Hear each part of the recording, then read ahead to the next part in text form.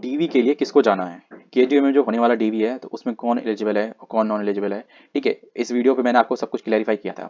तो अब इसमें जो आपने क्वेश्चन पूछे हैं, अपनी क्वेरी की है, तो इस क्यू एन ए सेशन में चलिए डिस्कस करते हैं, 1 to 1 शुरू करते हैं। तो सोना ये जो पूछ रहे हैं, रेडियोलॉजी में मेरे 8.3351 मार्क्स हैं।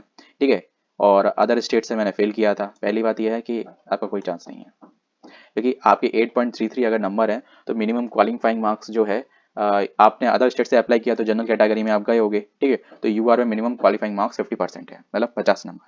ठीक है, तो आप तो आसपास भी नहीं हो। दूसरी बात यह है, अगर देखिए कि मैं बट ऐसी सर्टिफिकेट भी लगाया है, कोई चांस है क्या?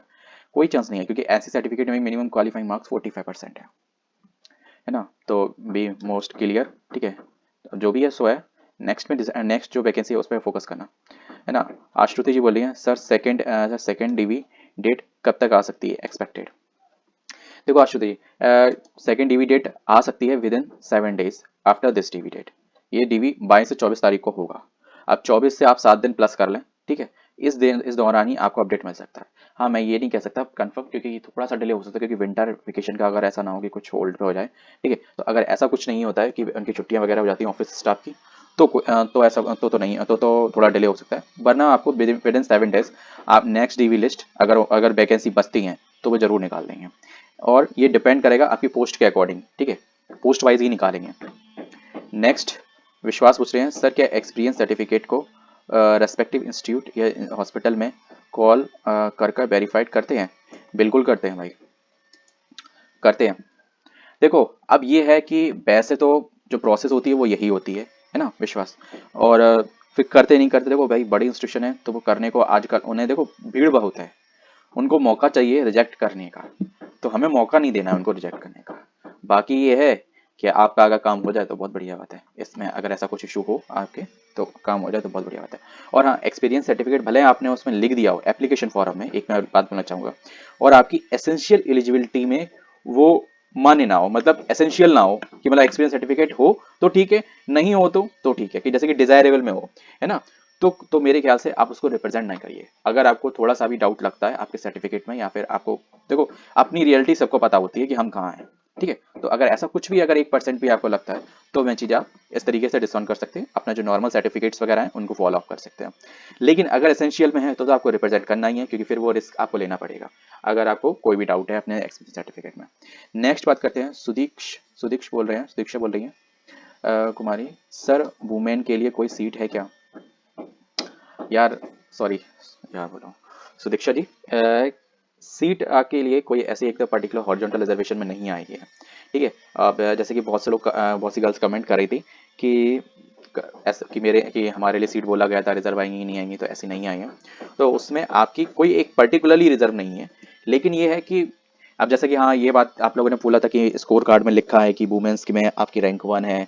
ठीक है, या रूम रैंक 2 है, ऐसा भी एक दो वुमेन्स और आई थी, है ना। बट ये है कि इंडिविजुअली इन्होंने कोई ऐसा सीट का क्लैरिफिकेशन नहीं किया गया है कि 2 वैकेंसी आपको दी गई, कि 1 वैकेंसी आपको दी गई, ऐसा कुछ नहीं किया गया। आपका जो इन्वॉल्वमेंट है वो आपकी पर्सनल कैटेगरी के अकॉर्डिंग है, और आपके नंबर कितने आते हैं।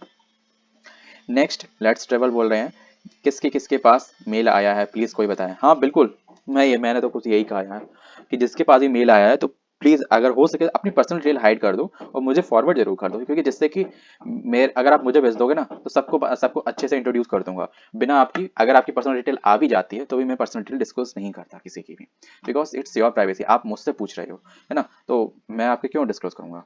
अमृतेश कुमार, ठीक है, रेडियोलॉजी में यूआर में अंडरजा में 136 रैंक, ईडब्ल्यूएस में 12 रैंक, कोई चांस है? पहले ये बताओ रेडियोलॉजी में वैकेंसी कितनी है यार। इस वीडियो में वैसे मैंने आपको बताया है, आपको इसमें पूछने कमेंट करने का कुछ मतलब नहीं है, लेकिन फिर भी मैं आपको बता दूं, इस वीडियो में मैंने बताया, और जो आपकी रैंक हो, जितनी पोस्ट हो उसकी दुगनी अगर रैंक आपकी 12 आती है, ठीक है, पोस्ट की दुगनी, तो आपका चांस है। ठीक है, वैसे नहीं चांस है, ठीक है, ना के बराबर ही है चांस, झूठ क्यों बोलूंगा। ठीक है, नो आंसर की पता कैसे चलेगा? If you think the marks are not as expected the attempt question, please go for the RTI 1 2 3, then after then not proper solution code case. जिसका मन हो वो ये फॉलो अप कर सकता है, मैं किसी के ना खिलाफ नहीं हूँ। ठीक है, सुदीप दुबे, जिसने भी बुलाया ही नहीं ही, क्या जिसे भी बुलाया है, ठीक है, उसके पास मेल आया होगा। ठीक है, मेरे पास तो मेल आया है, सुदीप, अगर आपके पास मेल आया है तो प्लीज़ फॉरवर्ड करिएगा अपनी पर्सनल डिटेल हाइड करके, क्योंकि मैं ये देखना चाहता हूँ कि मेल आया किस किस को है। एक सेकेंड, ये क्या हो रहा है ना, कितने नंबर हैं आपके, कब आया था मेल, ठीक है, लेट्स ड्राइवर को, ठीक है। और क्या ये हिमांशु गुप्ता इतने कुछ बोली थी, हिमांशु गुप्ता 74146, ठीक है। हिमांशु गुप्ता यहाँ पे तो कुछ है ही नहीं। कितने नंबर हैं आपके, 14146, अच्छा 60 नंबर है, 60 नंबर है, ठीक है।